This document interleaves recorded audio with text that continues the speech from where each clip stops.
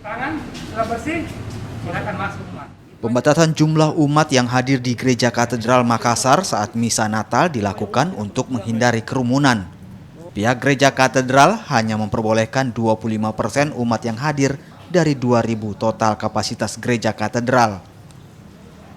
Namun bagi umat yang akan mengikuti misa Natal di gereja, sebelumnya harus melakukan pendaftaran. Mereka yang telah terdaftar nantinya akan diberikan kartu sebagai akses masuk untuk mengikuti misa. Selain itu, penerapan physical distancing juga diterapkan di dalam maupun di luar gereja. Gereja Katedral juga menyiapkan live streaming untuk umat yang tidak dapat mengikuti misa di Gereja Katedral. Kita semua umat Katolik merayakan Natal pada tahun ini dengan situasi yang berbeda. Jadi kita merayakan Natal dalam situasi pandemi. Kita tahu memang ini adalah masa-masa yang sulit.